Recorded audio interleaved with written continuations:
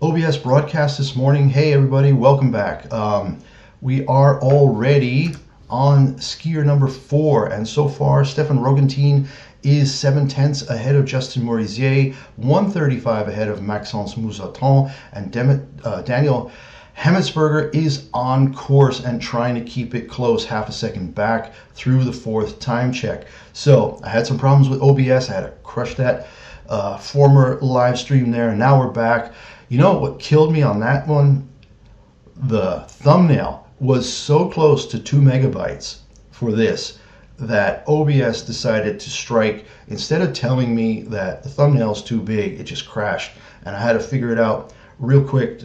Just converted it to a JPEG, uploaded the thumbnail again, and now everything's working the way you would expect. So we didn't miss too much. Hemmetsberger in the finish line now, 4,900s back, so he'll take second. So some big gaps already today after just 4 racers. Again, we have a beautiful bluebird day in Courchavel, France. Again, it's just about 40 or 50k south of Chamonix, maybe 60 to 80k west of Torino, where they had the 2006 Olympics, maybe an hour hour and a half south of Geneva. So we're in the French Alps, the far southwestern part of the Alps altogether. It's a very, very high altitude course today. I got the stream going over here from the Austrian television service through NordVPN that I use for almost all these things, because living in Spain, they don't cover skiing all that much except in the Olympics, which they did. So otherwise I have no way of watching locally, so I use NordVPN and do that. All right, Adrian Sejersted is now on course from Norway, and he is already 6/10 back at the 3rd sector time check. All right, what can I say about the course? It starts high, 2235 meters above sea level, almost 7,000 feet above sea level, drops 1,000 meters, almost 950, which is almost 3,000 feet of vertical drop. They're doing 2 miles or 3,100 meters in 1:47.72. That's our top time right now through the first 4 racers. All right, on course again, Adrian Sejersted, and we're looking at his time here. Let's get the interaction going on the FIS live timing app, and you can see Sejersted making up some time in sector 5 now. He's going well. It's a beautiful day. He's through in 3rd. 1:48.38 for Adrian Smith Sejersted of Norway. So again, big gaps, 4,900s from 1st to 2nd, 1,700s then back to Sejersted, where you see 7,200s, but then another big gap back to Maxence Moussaton, 135 back, and we are already seeing the favorites now starting down here. Giovanni Franzoni with bib 6 is on his way, 600s back at the 1st time check. All right, we're going to watch him. We've got all the big names coming up now. Franzoni, then Nils Allegre, Alexis Monet, Vincent Kriechmeier, 6, 7, 8, 9, 10, Cassé, Florian Schieder at 11, then Franjo van Almen, big favorite at 12, Ryan Cochran-Siegley at 13, and Marco Odermatt at 14 before Dominique Paris finishes out Group 1. All right, Franzoni is 3/10 back through the 2nd time check, 2,400s back at the 3rd with the fastest speed in that 1st speed trap. All right, it's a big day. You can see Marco Odermatt from the standings up here, 175 points clear of Franjo van Almen in the downhill standings, and he is poised to win that small crystal globe today. Franzoni making a race of it. He's ahead now at the final time check. Franzoni is in fact in the lead. Will he hold it across the finish line? Should be high 147s, 147.6, something like that. And Franzoni is across, 147.35. All right, so 3,700s clear for 1st place. Franzoni, a good race today, ahead of Stefan Rogentin, trying to break up some of that dominance of the Swiss racers. I mean, you can see in the standings up here above me, right? 1-2 for Odermatt and Franjo van Almen. And then Dominic Paris Franzoni and Florian Schieder, 3rd, 4th, and 5th in the downhill standings. So yeah, Swiss have been dominating the downhill skiing this year. All right, Nils Allegre of France is up next. He's just about to drop in. Oh, they have actually increased the starting gap. It was 2 minutes and now it's 2:30. So I wonder if they thought that was just too tight. The race is 1:47, 1:48, and only having a 12-second window between a finisher and the next starter, that does seem a little tight. All right, Nils Allegre on course, headed for the first time check, and he's through it in 22:64, 8/100ths back, and only the 4th fastest in the upper sector so far. All right, we've got 6 sectors today in all, 5 sector times, and then the finish line, so that works out to 6 sectors. You can see down below here that Franzoni was fastest in sectors 3, 4, and 5, but otherwise only 2nd or even 4th.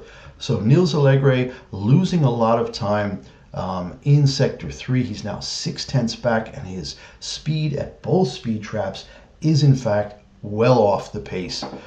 So yeah, Nils Allegre not going to be much of a difference maker today unless he absolutely crushes the bottom, but he is not. He's going backwards, lost another 6/10ths in sector 4. That puts him way back, 1.21 seconds behind.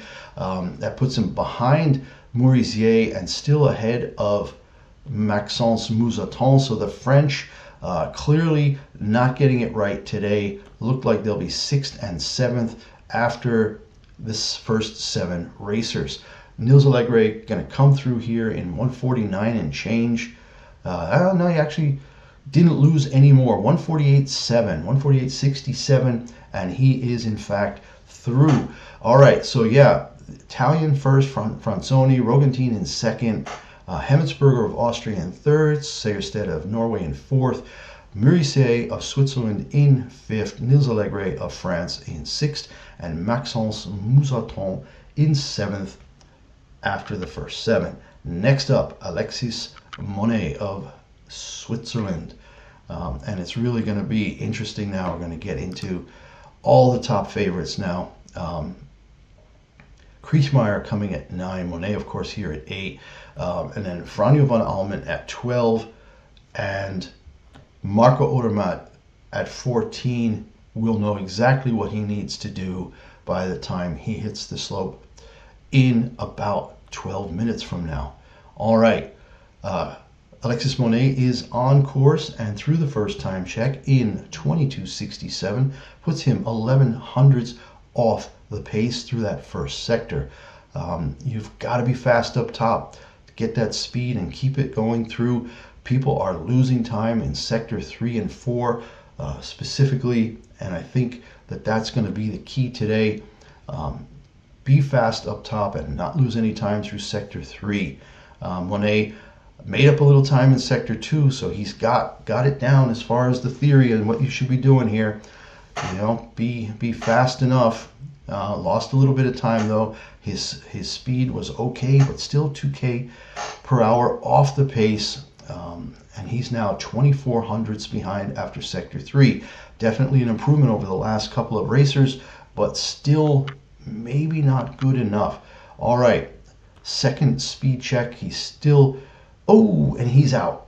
He is out. We've got a DNF, and we got to see what happened here. I'm watching him. He's 58 seconds in. This came somewhere around a minute and change, going around a left-hander into that long, drawn-out right-hander, minute 10 in. Oh, and he just lost it. Boom, into the fence. Right ski comes off. Left ski does not. He is sliding because it's very, very steep there. So, looked like he controlled it pretty well, and yeah, he's up. He's on one knee. Race interrupted. All right, so we've got One of the marshals already there. Skis up top, please go get it. Somebody will come and grab it for you. So they're going to have to get that ski. I think it's probably 100 meters up the race course from where he is. So yeah, I just came into this right-hander and just lost it. Yeah, it looks like he hit a little ridge, a little ruffle in the ground, and went beautifully though. Both skis perfectly flat against the safety nets. Actually, at that point, it's not a net, it's more of a tarp at the bottom, and then above that is the net. And he hit it so nicely that he was able to just slide off of that, lost the ski when he hit, and that ski has been returned to him already, but the ski is broken. The ski snapped just above the front binding, it looks like, and he's gonna have to go down on one ski, and he's doing that. It looks cool. Who's that? Bodie Miller? Was it Bodie Miller who did that in a race some years ago? Lost his ski, was out of the race, and then just skied down on one ski. You know, and he's got a ways to go because he was just a little bit past halfway. So Alexis Monet out after the second speed trap, the third sector time, about 1:10 into the race. So bad luck for him. Our first DNF of the day, Alexis Monet. I can see people getting ready. Got Vincent Kriechmeyer here. The downhillers, man, there's some big dudes, man. A lot of these guys are, you know, like 6'1", 6'2", probably 220 pounds. Just, it's all about power and being able to keep yourself in that tuck. The strength to go that long in that kind of a tuck, you know, it's one of those things where you just imagine how much the quads are burning as they go down here. All right, we are still under red, race still interrupted. Once again, look up here at the top, Marco Odermatt, 175 points clear of Franjo van Almen. There's not a whole lot that can be done to catch Odermatt, unless Odermatt crashes out and Franjo van Almen wins, and then he'll be 75 points back with one race to go, so at least it would be exciting. But I have a feeling that Marco Odermatt makes it all very clear today, and I think also in the overall World Cup, because he is like 500 points clear of Luca Pinheiro Broughton, and he is not racing this weekend, of course. So Odermatt has 3 opportunities to make points, and I think he's probably going to put it way, way out of reach for Broughton. They're doing a little work on the course. It looks like the place where Alexis Monet crashed just now might have dug in and caused a little bit of instability to one of the poles that supports that section of safety net and tarp there. So they have a guy with a shovel just digging out a little bit and tamping down some more snow around that area to give it a little bit more stability. All right, so we are still waiting. Next up is Vincent Kriechmeyer of Austria, and yeah, that guy is still shoveling away. And again, looking at that ski is like the front of the ski was just completely bent.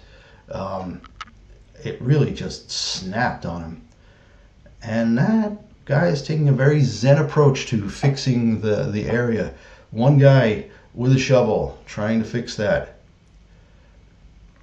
Hopefully he'll be done quickly. Don't like to see these racers get all warmed up, get all ready, and then have to wait in the start house. You can see numbers 9, 10, 11. Odermatt's even standing there, and this guy is still banging away with his shovel. I mean, safety first, but they could have had more than one guy working on this.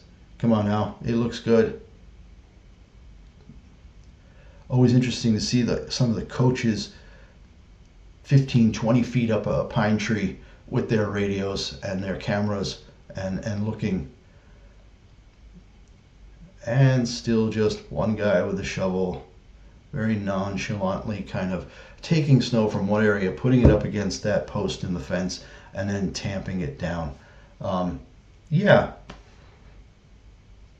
So we got a busy weekend. We've got men's and women's races. We've got all speed for the men this weekend. Let's go through that really quickly. We've got the downhill today, and then what do we got? We got downhill right now. Then tomorrow we've got the Super G at 11 a.m.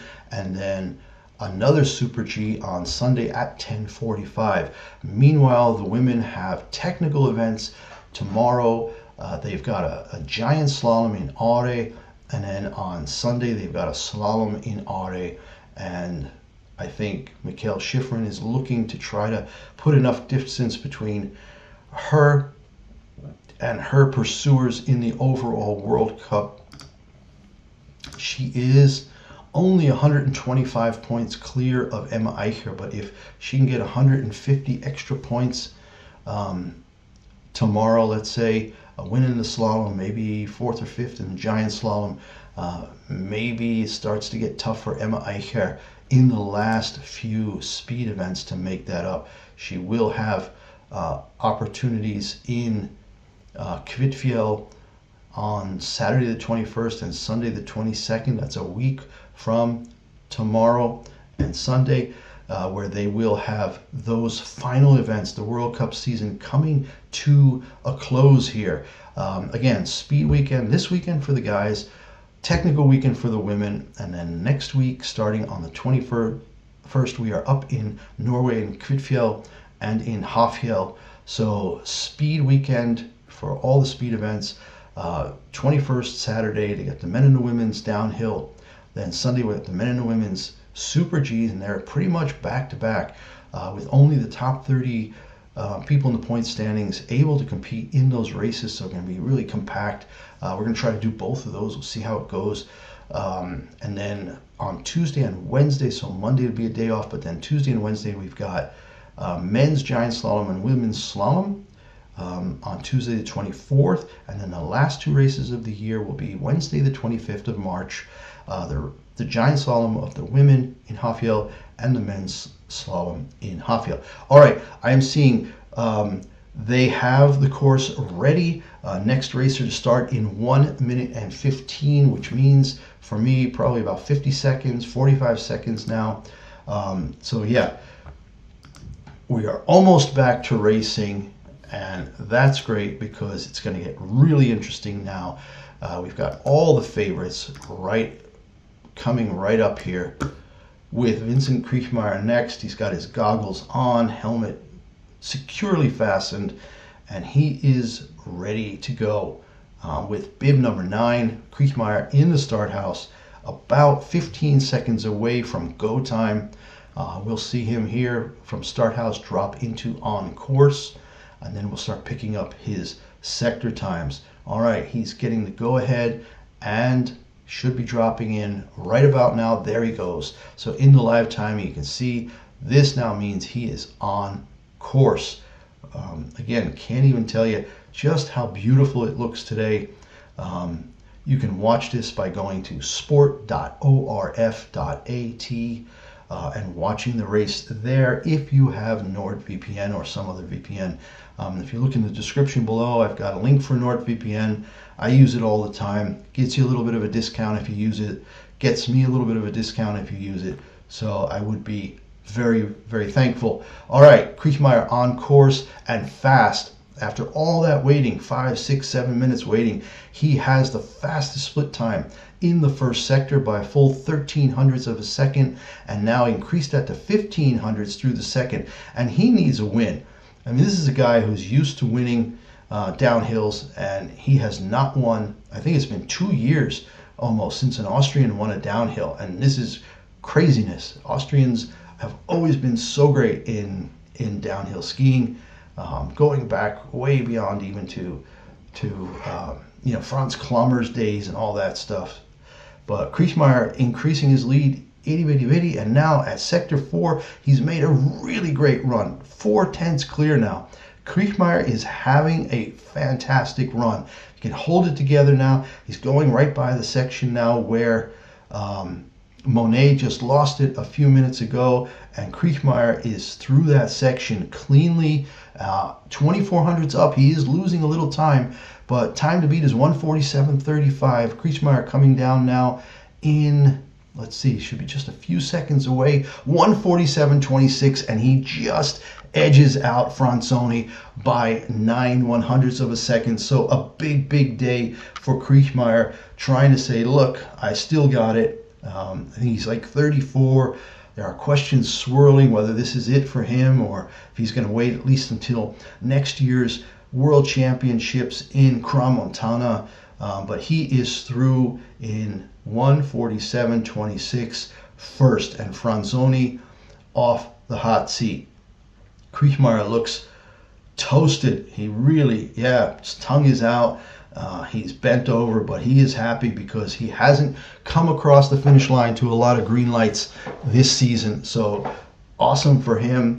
They're replaying the jump, just beautiful. One arm up, other arm tucked, keeping the skis perfectly level, landing flat, almost no snow on his turns being kicked up. So really nice edge work there for Kriechmeyer as he takes first place. All right, Mattia Cassé is on course now with start number 10, and he's 800ths back at the first time check. Everything will be geared now towards Kriechmeyer's times, and we should have that second time check for Cassé any second now. He is now 0.2 back, even though his speed was slightly better than Kriechmeyer at that point.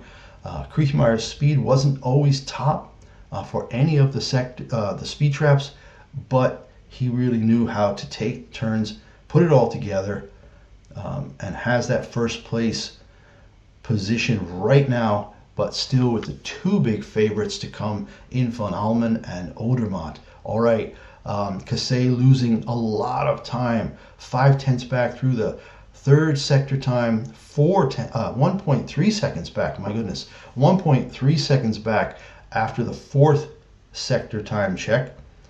So he is going to be back in that 7th, 8th. He could be dead last the way he's going right now. So Mattia Cassé doing okay for the first two sectors, and then it all went south for him. And he's going to come across the line in 149.09. 9th out of 9 finishers. Remember, we had that stoppage because Alexis Monet went off course, crashed into the safety tarp nets, broke a ski, but he was fine, so that's good news. But yeah, just watching Mattia Cassé's run here finish on my other screen, and everything seemed a little bit offline, not so tight by the gates, coming out of his tuck a little bit too much. And to lose almost 2 seconds is way too much. All right, Florian Schieder, also of Italy, now about to drop in. What's our interval? 2:30 still.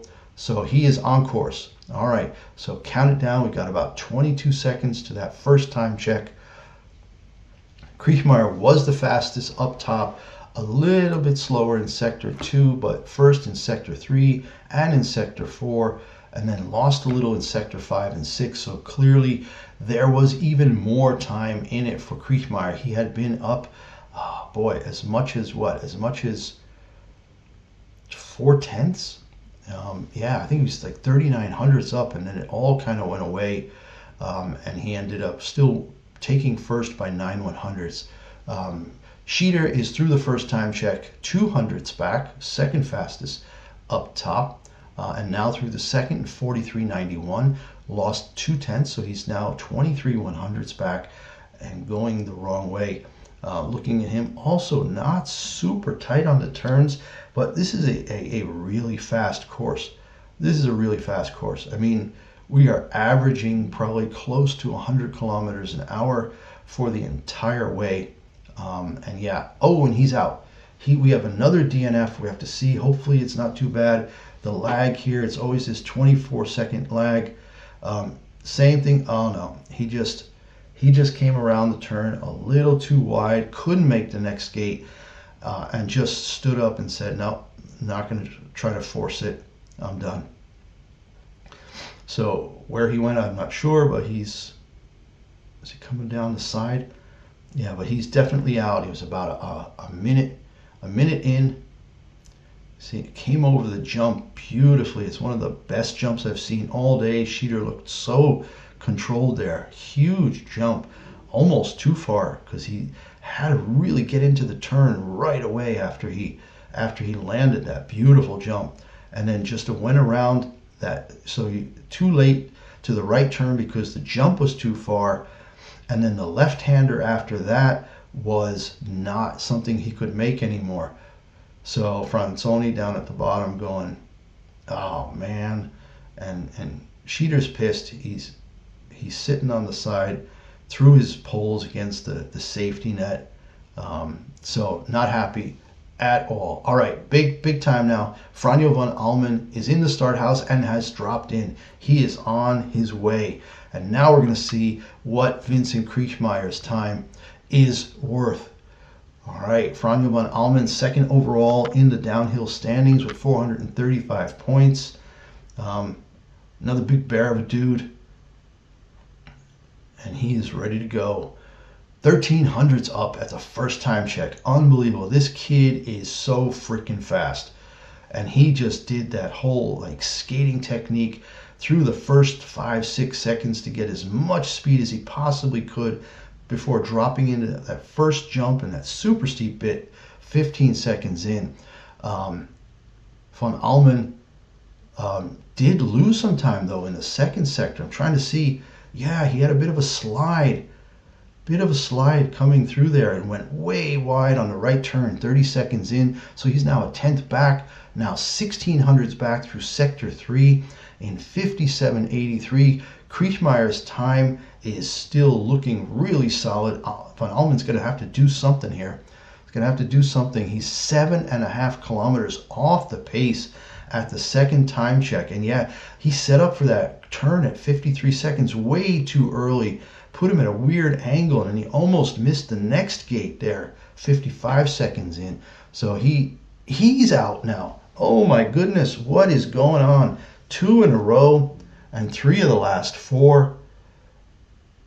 And yeah, the exact same place that Monet went out. The exact same place. Almost hit the exact same piece of tarp. And you know what? I'm sorry I made fun of that guy and the way he was fixing the fence, because you know, when these guys are at this level of, you know, 1/100th, 2/100th, hundreds of a second differentials, and they're all trying to cut the same corners the same way, you can see how, you know, it's important. But yeah, the exact same place. He went so wide he almost hit the tarp that Monet hit. And you know what, folks? That means Marco Odermatt has now won the downhill standings, the downhill Crystal Globe for the World Cup for this year, because he's 175 points up. And if Van Almen has no points, that means Odermatt is not to be caught anymore. 175 point lead. He hasn't gone yet, and there's only one race left. It is over. That small Crystal Globe for the downhill standings belongs to Marco Odermatt, and he is up with number 14. But right now, Ryan Cochran-Siegler on course with number 13. Maybe it'll be lucky for him today, but he's kind of slow through the first time check. 3/10 back. One of the slowest times up top for him already. Looked good over that first jump, about 14 seconds in, but he's already lost half a second at the second time check, and this is not going well for Ryan Cochran-Siegler today. All right. Yeah. So big news. Franjo van Almen with start number 12 out, crashing out at the exact same spot that his teammate crashed out about 4 racers earlier. And because of that, he is out of contention now to take the downhill World Cup small Crystal Globe. That goes now to Marco Odermatt. Nobody can catch him anymore, even though we still had today and next week's finals. in Courchavel. So Ryan Cochran-Siegle now 1.31 seconds back through sector 5. We are almost done with him, and then we get to watch Marco Odermatt kind of take a triumphant run down this hill, knowing he can't be caught in the standings, probably either in the downhill or in the overall. So kind of a huge celebration for him today. Looks like he's going to get the big crystal globe and the small one. Cochran-Siegle, meanwhile, through the finish line in 1:48.72. That puts him 8 out of 10 finishers. But we have 3 non-finishers. Again, Monahan and Franjo van Almen crashed out at the exact same spot on the course, and Schieder a little earlier than them, but all basically in that same section around sector 3. Monahan, van Almen made it a little further. Schieder was out a little bit further up right before that third time check. All right, Odermatt is on course. He is headed towards the first time check. Let's see if he wants to put an exclamation point on this downhill World Cup season by winning here today. Odermatt has to beat Vincent Kriechmayr, who is in first after the first 13 racers, and he is 5/100ths up through the first time check. Let's see if he makes the same mistake that his teammates did, because they both went out. They maybe have the same race strategy. Taking that jump and into those following 2 turns the same way could lead to problems. Odermatt loses those 5/100ths in sector 2, and now we have a dead heat between him and Kriechmayr in sector 2. And you can see Odermatt went a little bit wide there, but he is not holding back. He is doing well. His speed was decent, 42.42 of a kilometer an hour, faster than Kriechmayr, but losing again 8/100ths and now another 1700ths. He is almost 3/10ths back after the 4th sector time. So Odermatt, maybe this is where Kriechmayr did struggle a little in the last 2 sectors. So can Odermatt make up these 3/10ths in the last 2 sectors, in the last 34 seconds of the race? Definitely possible for him, but no, he's losing more time. And you can see why. He's just getting a little cattywampus there, about 1:20 in, just going all over the place, and he is through in 3rd only. In 3rd, 3/10ths back. He did make up 1900ths in that final sector, but he's still 3100ths back, and that puts him in 3rd behind Fransoni, who's in 2nd still. And Vincent Kriechmayr, who may just be the salvation for the Austrian men's downhillers with their first victory in ages. Kriechmayr standing there looking pretty damn excited, I gotta say, because he's one of these guys who never really says a whole lot. He's kind of a quiet dude, but he's smiling. He's got a wide smile on, and it's a question now, who can win? Who could still beat him? Dominique Paris is on course, and he could. We know that. We know he's always good for it. Cameron Alexander, James Crawford, Raphael Hazer, Christoph Innerhofer at 23. So yeah, we still got some really good guys up there who, if they put it all together, could have a great thing. And Paris is fast. Paris is fast through the first sector, a 10th up. And we're going to see what that's worth now. That's the fastest time in the upper sector for Dominique Paris of Italy with number 15. And he is the final racer in our first group. And there will be a TV break right after him.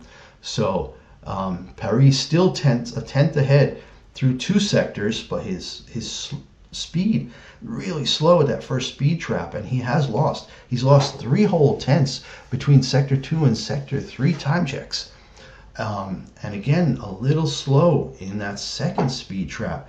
So something going on there in the center, and we'll find out now through sector 4. Yep, lost more time, almost half a second back. Now we know 2 or 3 tenths is possible at the bottom because Kriechmayr did not ski that so cleanly. But this is pretty pretty big lead for Kriechmeyer over Dominique Paris. Yep, and he's out of it. He's a second behind at the final time check, and you can see he's just missing. You know, he's getting lifted up out of some of the little hills there. All right, we got a little video freeze over here, so I'm just going to watch. And he falls all the way back to 10th, 158 behind. So a really, really bad sections 5 and 6 for him, losing over a second in the last 34 seconds. That drops him all the way down to 10th out of 12 finishers. The Italians and the French not doing great, other than Giovanni Franzoni, but Vincent Kriechmeyer remains in the lead right now. So good for him. It's been too long. I'm not sure when his last win was. Who's up? Cameron Alexander's next, but we got a TV break. So let's look real quick and see when the last time Vincent Kriechmeyer won a race, because I know it has been a while. Wikipedia. He's 34, we know that. Race victories, he's won 19 times, 10 in Super G and 9 in downhill. He's got 40 podiums. His first Super G win was back in 2017 actually, December, so the 2017-18 season. And then he won 2 more times that year. So 2 Super Gs and downhill. But his last win, all right, he had a Super G. I'm talking about downhill. His last 3 wins have all been Super G wins. 2023 in Val Gardena, 2024 in Courchavel to end, maybe was it to end the season? And then 2025 December, so just 3 months ago, he won the Super G in Beaver Creek. But his last downhill victory was Soldeu in Andorra, where we saw the women a couple weeks ago, on 15th of March 2023. So almost 3 years to the day since he won a downhill. It's not over. We still got some guys to come down, but the Austrians are back from their TV commercial break, and they're showing Kriechmeyer's over the big jump again, and I think that's the thing that really made a difference. And listen in real quick on him, see what he says, and I can give you that feedback.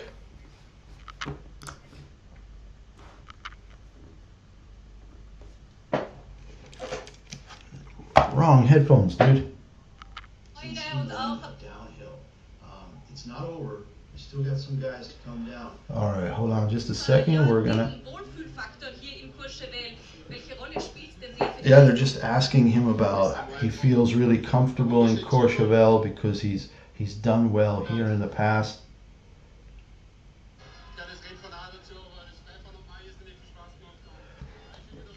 And he said, I just went into this super relaxed.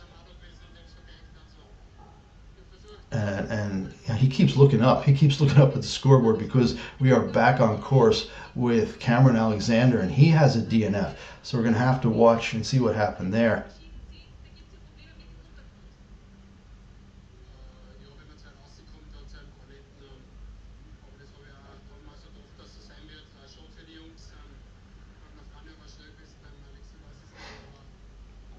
Yeah, just giving his take on the whole thing. He's just a really unassuming guy, just a decent guy, and he is. We're watching now. We're watching Cameron Alexander, 52 seconds up, and he goes out in exactly the same place that was it. The same place Sheeter went out. So we have 4 people who didn't finish. 2 of them went out at the same spot, one spot. 2 of them went out at the exact same spot, another spot. And again, it's this jump leading to this right-left, and they just get pulled out so far that they cannot make that next right-left combo. They make the right turn, but then they're so far offline that they can't get back uphill to make the next gate. So out for Cameron Alexander. James Crawford, so back-to-back Canadians, and he is on course now, 1200s back after the first time check. So touch wood for Vincent Kriechmeyer that nobody else comes down and beats him.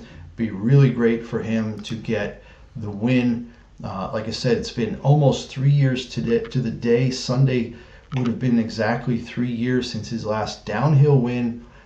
In the meantime, he has had 3 Super G wins, but this would give him a nice even 10 downhills to go with his 10 Super G wins, to give him 20 overall wins in the World Cup since coming on the scene 8+ years ago. Actually, yeah, he's victories. It took him a while to have victories. He's actually been on the World Cup circuit for almost, this is what, his 13th season. So yeah, let's see, what has he got for big medals? Only 1 silver in the Olympics, and I think that was this year, right? This year the team combined. 2 golds and 2 silvers and a bronze in the World Championship. So he has a gold. Yeah, he had that double gold. That was 2021, where in Cortina he won both the downhill and the Super G 5 years ago in Cortina. 2 silvers, one in Are in the Super G, one in Saalbach in the downhill last year, and then 1 bronze in the downhill in Are. So 5 World Championship medals, 1 Olympic medal, and now 20 overall victories, 10 in downhill and 10 in giant slalom. I hope I'm not speaking too soon. All right, let's get back to the race coverage. James Crawford is across the line in 149.53, 227 back. So a tough day for the Canadians. We have a DNF for Cameron Alexander, and now last place for James Crawford. Alessio Migiano of Switzerland is up next. And he is on his way, not bad, 2/10 back through the second time check in 43.89. But now he's lost 3/10 just going into Sector 3. And again, this is the whole thing. This is where Kriechmeyer really won the race, from Sector 2 to Sector 3. And that is it. He is on his way to victory, but Migiano is not going to be the guy to beat him today. I don't know if anybody can. Migiano now a whole 1.1 back after Sector 4. I'm just looking. Well, you know who I like to wait for always? Christoph Innerhofer. Niels Hintermann too, probably. These are guys that you just never know. They have a really great day and just blow it out of the water. Migiano just about through now, coming down to the finish line, and he will come across in 148.89, 1.63 seconds back in 11th. And I finally got the first look at the valley below, because the way the cameras are positioned, it's really hard to see into the valley today because the course is so high up. And it's a good thing, because it's the only way they have snow, because down in the valley, again, there is nothing at all. I always tell people that say, well, it's March already. It's like, yeah, but we're talking about a ski resort that is, well, I mean, the ski lifts start at 3,600 feet up in the Alps. But I remember in the 80s, when I was living in Vienna, I would go skiing into April and even May sometimes, especially at the higher altitude places. But yeah, the valleys here in all the races I've seen so far, whether it's like a couple weeks ago with the women in Seldu, or last week in Val di Fassa with the women's speed events, and now the men here in Courchavel this weekend. Wow, there's just no snow down in the valleys. It's just completely brown and green. Not even like patches. I mean, maybe in the shade behind buildings, there's some piles still, but you got to get way up before you get to snow. But again, Courchavel does go way up. It goes up to 9,000 feet. So great stuff for you folks who can actually get there and watch the skiing or go skiing. I don't know how expensive Courchavel is these days. I don't know if any of you know, but that would be interesting to know, because that's been a huge topic, especially in the States, where people are paying as much as $275 for a day lift card. Yeah, this year a one-day adult lift pass for Courchavel is 75 euros, so about 86 bucks. That's unbelievable, right? Wow. Because I know, like in Austria, some of the best ski resorts are even less than that. So Obertauern, which is one of the best ski resorts, where I used to go like for a week every year when I lived in Vienna. It's in the province of Salzburg. It starts at like 5,200 feet above sea level. They call it one of the, the best ski areas in Austria, most secure for amount of snow.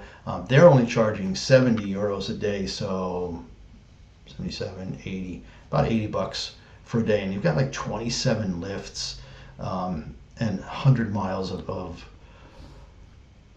of pistes to go down. So yeah, what's going on in the States is highway robbery as far as skiing goes.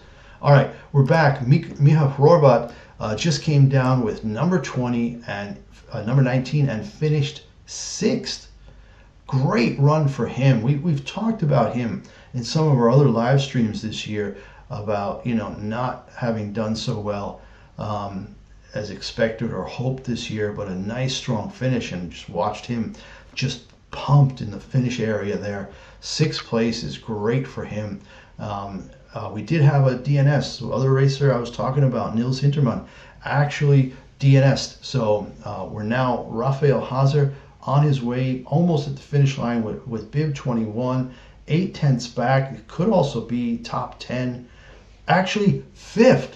We are getting this race turned around a little bit. 5th place for Raphael Hazer. That puts the Austrians 1st, 5th, and 6th right now.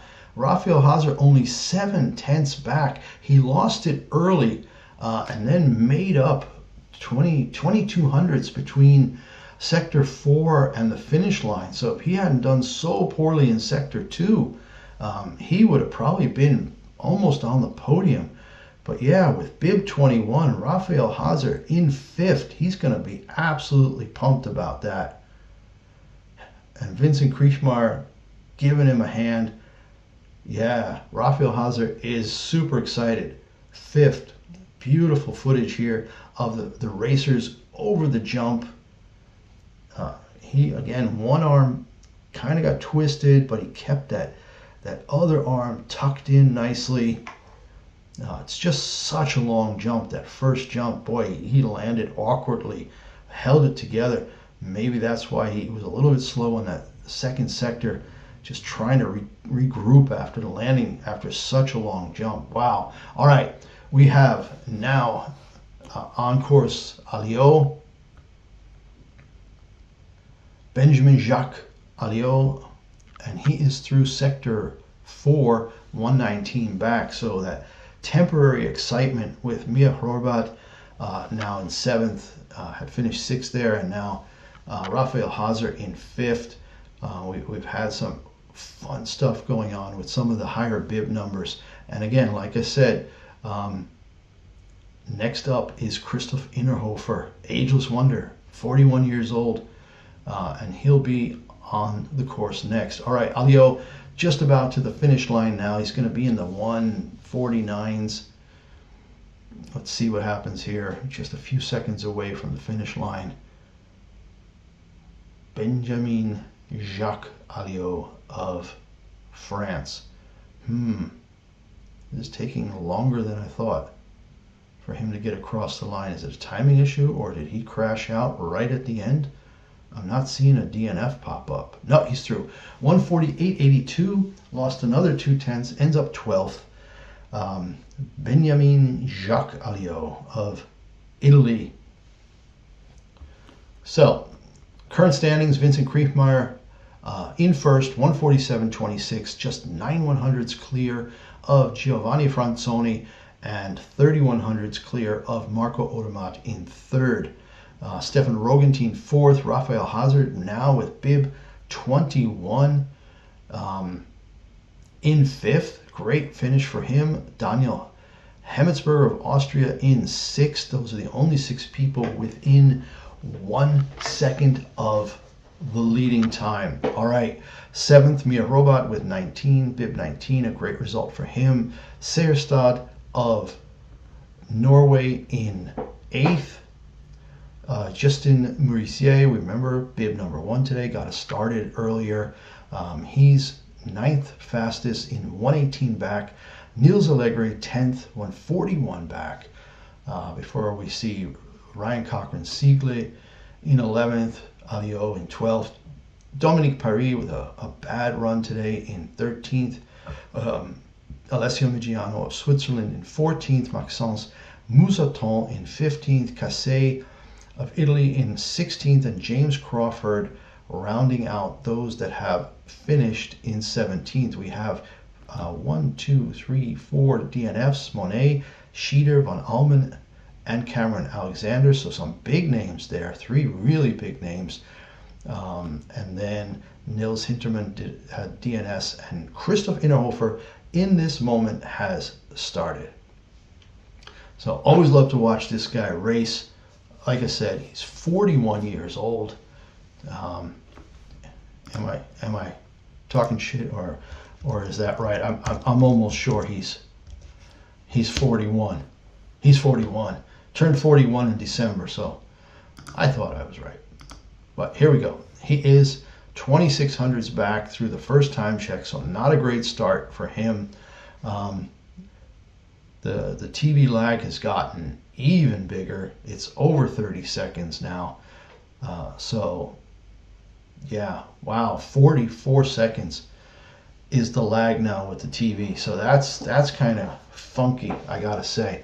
But yeah, he's lost another 6/10 almost, and he's now 8200s back through the second time check. So not his day. I wonder if this is the year he calls it quits. He's still in the second group, you know, top 30. But yeah, he's struggling a bit today. You can see just a little out of control on all the turns, having to correct, not able to keep the tuck very well, and that being forced a little bit off the best racing line. All right, yeah, Christoph Innerhofer on his way down. He's at the final time check now in 1:30.137, 2 seconds back. A rough run for Christoph Innerhofer today, even though he had a decent speed trap reading, just losing time, hand over fist, and he's probably going to be, well, yeah, that speed did turn into 900s improvement, so he did pull back a little bit. We all know Kriechmeyer did not have the best last sector, still was able to hold on to be in the lead still at this point. But yeah, Innerhofer is 17th, so under 2 seconds behind. We're not going to cover too much more. What do we got here? I think we're going to go down and just to Kyle Negamir, or maybe Marco Schwarz 31st. Yeah, because best of the rest, Marco Schwarz gets to start 31st today with the most points in the World Cup of all the people outside of the top 2 groups. All right, Lars Rösti 24 is on course. Again, we've got him, then Bryce Bennett of the US, Stefan Babinski of Austria, Blaise Gienzendonner of France, Felix Monsen of Sweden, Martin Kotter of Slovenia, and then Kyle Negamir at 30 from the US. And of course, then our last Our last racer today will be Marco Schwartz, 31. All right, let's see. Rushdie coming down, losing a ton of time through all sectors. Half a second just in sector 2, 8/10 almost in sector 3, another 8/10 in sector 4. So just not having a great race. Speeds are pretty bad overall. So 268, he's definitely going to be the slowest of all the racers so far. All right, next up, Bryce Bennett. I think it's a speed course. He's usually not bad at speed courses, but he just hasn't had a great season. He used to be a guy that was always starting in the first 15 in the first group, but just hasn't really gotten it together. Bryce Bennett, I don't even know when the last time he won a race was, but he's 33 now, and he's like 6'8", absolutely tall guy. But when he gets that thing going, yeah, he's won 2 downhills both times. Actually, all his podiums are the same race. Val Gardena in Italy, he's won it twice in 2021 and 2023. And then the second one in 2024 season, yeah. And then 2 days later, he finished third. They had a double downhill that weekend 2.5 years ago in December of 2023 in Val Gardena. So all his podiums, all 3 of his podiums, 2 wins and a third, all happened in the same place. So yeah, just never really got it together for the Olympics either, or the World Championships. A couple of top 10 finishes, but this is a guy who had a lot more potential. So tough to see him struggling like this, and he's just getting crushed today. It looks like he's in such a deep tuck, but he just doesn't have any speed. I don't know what it is. I mean, 6'8", a big, heavy guy who is capable of a deep tuck, just not able to put it together. He's down 2.5 seconds, 3 seconds back at the 5th time check. He's going to be our first racer who's over 3 seconds behind. So a real tough day for Bryce Bennett. Sad to see him struggling so much and moving backwards in the World Cup. If he doesn't get some better results soon, he will be out of that second group, and maybe then he'll start thinking about retirement because he's almost 32. And not everybody can be Christoph Innerhofer and still be competitive at 41. But yeah, just a tough race. Maybe it was too technical, even though it's fast technical. It's not like gliding. The gliding ones, maybe they're just much better suited for him, for Bryce Bennett. But yeah, he's through 297 back in 19th place out of 19 finishers. No. He did beat Lars Rushdie. My bad. Rushdie was 315 back. So yeah. All right. Stefan Babinski on course. Lost 5200s now through the second time. It's a lot better than some of these guys right before. So let's see if he can do something with that. Maybe break into the top 15. Sector 3 is now 110 back, which puts him 18th. So we have to see if he can make up that little bit of time to get him into the top 15. What does it take for the top 15 today? Top 15, 181. All right, so, but no, 179. He's lost a lot through sector 3 and 4, almost 7/10 right there. So yeah, just going the wrong way. Stefan Babinski with bib 26. Again, over the jump, flailing, that big jump in the second sector or third sector, where a lot of guys have struggled today. But Babinski should be coming through now. He'll be probably about 230, 240 back. We'll see.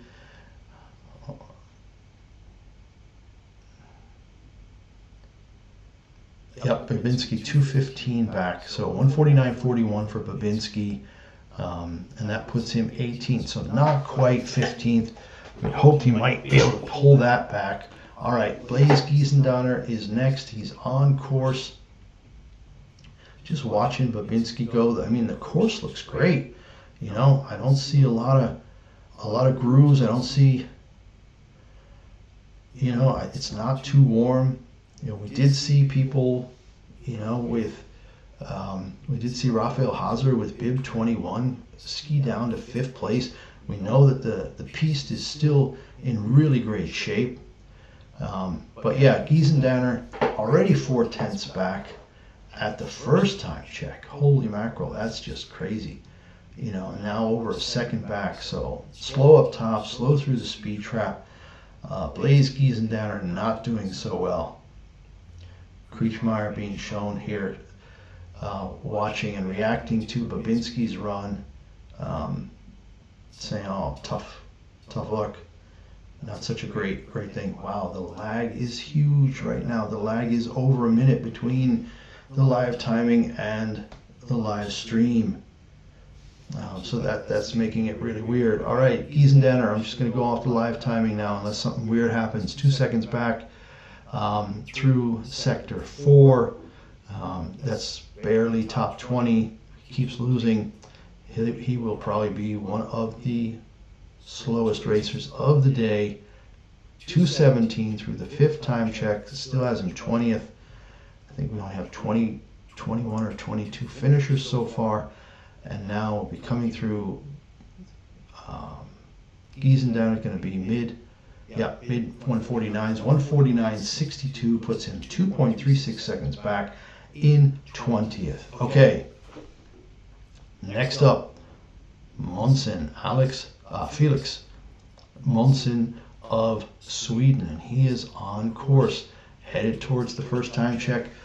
22 mids would be good. Try to give yourself even a hint of a chance. Felix Monson, 22.55. All right, so yeah, like I said, mid 22s gives you a chance. He's 10th at that first time check, just 1200s off the pace. And we have to see now, we've seen people just starting to lose huge chunks in sector 2 and 3, 5, 6 tenths per sector. Let's see if Felix Monson can do better. Is this the brother of Marta Monson of Sweden in the women's downhiller and Super G racer? I wonder. All right, he's through half a second back, 17th. So lost some time, 4400s, but not too bad. But his speed, sector 1 speed, or speed trap 1 was pretty bad, only 23rd fastest. And yeah, it's another half second gone. 18th now, 58.71, 1.04 back for Felix Monson of Sweden. Much better now with the second speed trap, the 9th fastest time, over 100 kilometers an hour there. But he still lost another 1900s. We said 15, yeah, 15th, 139. He's in 14th now, 1 sector to go. Coming in the top 15 would not be bad right now for Felix Monson. Just needs to hold it together, a couple more tenths, not to lose any more than a couple more tenths. And this is where, but he lost a lot. My goodness, he lost over 7 tenths just in the last sector. I'm going to have to watch and see what happened there, but dropped him from 14th, a chance at 14th, all the way down to 18th. So tough luck for him there. All right, what do we got? We've got Martin Cotter of Slovenia next up, and he is on course. Then Kyle Negamir of the U.S., and then Marco Schwartz of Austria. Yeah, watching Monson here, he really struggled those last 10-15 seconds. Almost had to put on the brakes too heavily before the final shush down there at the end. So he lost over 7 tenths in the last sector, and that really spoiled what could have easily been a top 15 finish there for him. All right, Martin Cotter, 9th through the second time check with bib 29, 43.92 through the second time check. A slow speed, but he's only lost another 2,700, so he's still 8th. Martin Cotter of Slovenia really showing up today, hoping for a top 10. If he keeps going, that's definitely possible. Great speed. Lost only 11 hundredths now in sector 4, 6/10ths back. See, this is why we keep watching. We keep watching because guys with bib 29 look like they could finish, sixth. He's almost at the final sector time check. 6/10ths back, 8/10ths back. He's still eighth. We still have a shot at a top 10 here with Martin Cotter of Slovenia. So if you can just hold it together here, hold it together. These last 15, 18 seconds, 19 seconds to the finish line. 8th place, 111 back. Nice. He actually moves ahead of Seierstad and just by 1/100th. So there's a really tight bunch in there, actually, from 7th down to 10th. Mia Robat in 7th, 102 back. Cotter now in 8th, 111 back. Seierstad, 112 back. Maurice, 118 back. So those 5 racers, 4, 7, 8, 9, 10, are all within 16 100ths of a second. Nice race. All right, we've now got 3 high bibs in the top 8. Rafael Hazer with bib 21 in 5th. Mia Robat with 7th place after starting 19th. And now Martin Cotter of Slovenia. He's pumped. Big smile. 8th place with bib 29. You see, this is why we keep watching at least the top 30, 31, just to see, we've got some great skiers out here, and if they just put everything together, if it's their kind of course, their kind of conditions, you never know what's possible. All right, Kyle Negamir on course, did well in the first sector, but lost a little bit in the second sector. Speed is off, but yeah, now losing time. 9400s back through 3. Not too bad on the speed in that second speed trap. Are we down under 2 minute? Under the 2 minute time differential, the interval between racers, because it seems like they're just going boom, boom, boom. And we will get a TV break here. But yeah, Negamir now 190 back at the final time check. So what started good in sector 1 has not ended well. He's had great results. Wasn't he like top 10 at the Olympics just now? This kid out of the US, Kyle Negamir. Let's see, how does he finish? 221 back in 21st. So not great. And you can see lower sector there. It's just so fast. If it's fast and straight, a lot of these guys in the second group can do great. But if it's really fast and really curvy, it's just hard. Yeah, wow, he almost missed that gate about 129 in, and that took a lot out of him. So yeah, he lost half a second just in that one little piece of 15 seconds. So yeah, Kyle Negamir in the finish, 21st, 221 back with bib 30. And like I said, this is going to be our last racer now after the TV break. Marco Schwartz, best of the rest with start number 31.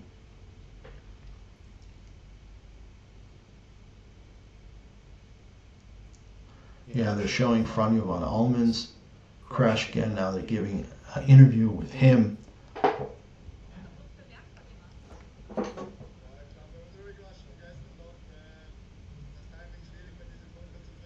And he's talking about how the timing was just really difficult. And he noticed it in the training yesterday already, that in this curve specifically where he went out, where Alexis Monet went out, that it was just really tough. He knew it was going to be tough.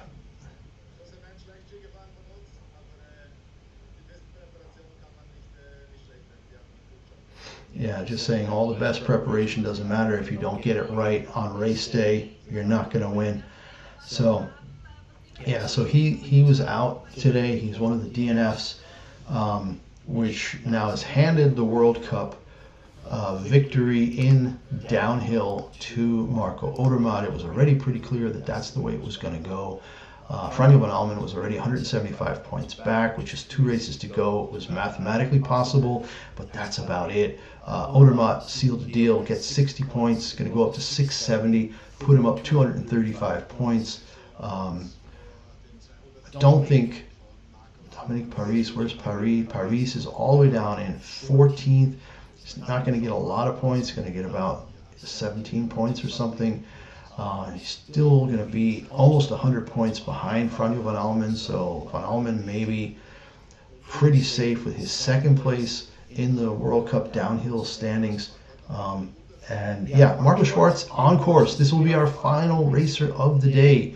Marco Schwarz of Austria is on his way down to the first time check. Let's turn off the sound here. We heard Franjo explaining why he missed. Yeah, the time interval is down to 1 minute and 30 seconds. Marco Schwarz, 1500s back at the first time check. Coming into the second time check now, we'll see just how much more he's lost. 44 seconds, somewhere in that, yeah, 44, 46, lost 6/10. So Marco Schwarz clearly not going to make a difference in today's race. If he finishes in the top 20, I'd be surprised, just not going the right way for him. Yeah, down 152 now after the third time check. Going the wrong way. 152 back. Speed is off at both the speed traps by almost 6K at the first one, almost 5K at the second one. Slower than what should be. 227 back now in 25th. So Marco Schwarz is definitely not having a great race. May not even get points. I think he's going to end up 26 right now. So with another 29 people still to come down, it's possible he gets a couple of points, but it's certainly not going to be a lot. 243 back. Yeah, he might be 24th. 24th. Yep, 2.5 seconds back. Only lost another 2/10 in the last 40 seconds. Only 7/10 in the final, 700ths, sorry, in the final sector. Marco Schwarz in 24th. So yeah, he will likely get a couple of points just because after start number 31, you're just not going to get a lot of guys who get a lot of points. Just real quick look at the rest. Brody Seeger is on course. Guillermo Bosca, Livio Hilbrand, Jan Zabistran often has some good races. Simon Jocher of Germany occasionally able to do all right. But after that, I'm just not seeing anybody who can possibly take points away from even Marco Schwarz in 24th. All right, that's it for today, guys. Once again, Vincent Kriechmeyer wins the downhill, his 10th of his career to go with 10 Super Gs, giving him a nice even 20 wins for his career. He's had 3 Super G wins in the last couple of years, but this was his first downhill victory in 3 years. So super exciting to him. Ends a really long drought for the Austrian men's downhill team. Finally get another win. Really important. And he edged out Giovanni Franzoni by 9/100ths of a second. Marco Odermatt in third, 3/10ths back, 31/100ths to be exact. Stefan Rogentin in fourth, 46/100ths back. Raphael Hazer in fifth, 74/100ths back. And that was great because he came from 21st starting position. Hemmetsberger Daniel, Austria, 95/100ths back in sixth. Mia Hrovat also with a higher number 19.